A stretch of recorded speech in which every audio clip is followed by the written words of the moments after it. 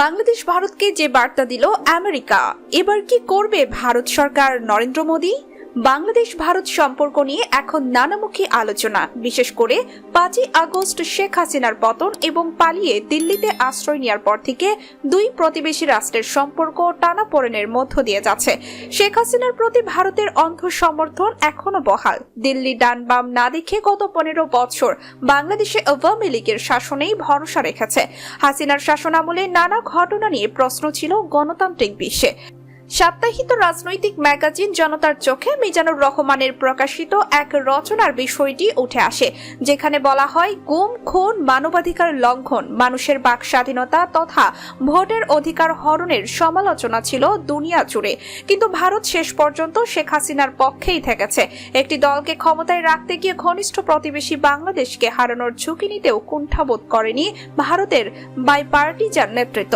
সীমান্তে গুলি হত্যার ঘটনা আগেও ঘটেছে, এখনো ঘটছে, কিন্তু আগে বেশিরভাগ গুলি হতো চোরা কারবারিদের টার্গেট করে। নিরীহ শিশু কিশোর কিংবা নারীকে হত্যার ঘটনা ফেলানি ছাড়া বিরল। কিন্তু পরবর্তীতে পরিস্থিতিতে সীমান্তে সংঘটিত দুটি লোমহর্ষক ঘটনা বিশ্ব বিবেককে নাড়া দিয়েছে। এ নিয়ে ঢাকায় ভারতীয় দূতকে তলব করা হয়েছে। উভয় সরকারের বক্তৃতা বিবৃতিতে নাটকীয় পরিবর্তন এসেছে। এসবই দুই দেশের সম্পর্ক তিক্ততার চরমে পৌঁছার ইঙ্গিত। পররাষ্ট্র উপদেষ্টা মোহাম্মদ তৌহিদ হোসেনের বক্তব্য ভালোভাবে নিচ্ছে না ভারত। তারা নিরাপত্তার অজুহাত দেখিয়ে ঢাকায় ভিসা কার্যক্রম শিথিল রেখেছে। এতে অনেক বাংলাদেশি জরুরি চিকিৎসা সেবা থেকে বঞ্চিত হচ্ছেন, বিশেষ করে যুক্তরাষ্ট্র। ডক্টর মোহাম্মদ ইউনূসের নেতৃত্বাধীন বাংলাদেশের অন্তর্বর্তী সরকারের প্রতি যুক্তরাষ্ট্রের প্রকাশ্য সমর্থন রয়েছে। অনেকে বাংলাদেশের রাজনৈতিক পট পরিবর্তনের পেছনে ওয়াশিংটনের ভূমিকা থাকতে পারে বলে বিশ্বাস করেন, যদিও যুক্তরাষ্ট্রের তরফে কখনোই তা স্বীকার করা হয়নি। বরং বলা হয়েছে যুক্তরাষ্ট্র বা বাইরের শক্তি নয়, বাংলাদেশের মানুষই বুকের তাজা রক্ত ঢেলে রেজিম চেঞ্জ করেছে। এটা অস্বীকারের জন্য যে আওয়ামী শাসনে দেশের বেশিরভাগ মানুষ অতিষ্ঠ হয়ে উঠেছিল। খোদ আওয়ামী লীগের ত্যাগী নেতা কর্মীরাও তারা পরিস্থিতির পরিবর্তন চেয়েছিলেন, তবে শেখ হাসিনার এমন শোচনীয় পরাজয় চাননি। দেশত্যাগ তো নয়ই, সমালোচনা রয়েছে।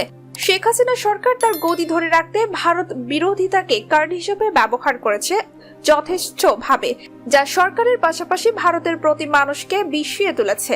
এটা বাংলাদেশে ভারত বিরোধিতাকে উস্কেই দেয়নি, বরং নতুন মাত্রা দিয়েছে। বাংলাদেশ ও ভারতের সঙ্গে যুক্তরাষ্ট্রের সম্পর্ক নিয়ে নাম মিথ রয়েছে। একসময় বলা হতো দিল্লির চোখে বাংলাদেশকে দেখে যুক্তরাষ্ট্র।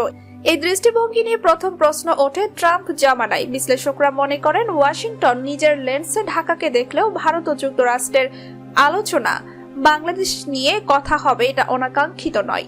এ অঞ্চলে চীনকে ঠেকাতে কোয়াড নামের চতুর্দেশীয় যে জোট রয়েছে তাতে যুক্তরাষ্ট্রের বিশ্বস্ত সহযোগী ভারত।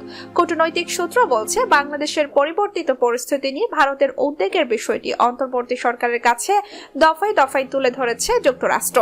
হাসিনার ভারতে অবস্থান যদি ঢাকা দিল্লির সম্পর্কে কোনো ছায়া ফেলে তা কারোর জন্যই সুখকর হবে না, কারণ ঢাকাকে দিল্লির সরকার, আবার ঢাকারও দিল্লিকে দরকার। সেই বিবেচনায় এটা আশা করা হচ্ছে যে শেখ হাসিনা বিদেশে চুপচাপ অবসর জীবন কাটাবেন। সম্পূর্ণ ভিডিও দেখার জন্য ধন্যবাদ। নতুন নতুন ভিডিও পেতে সাবস্ক্রাইব করুন এবং লাইক, কমেন্ট, শেয়ার করুন।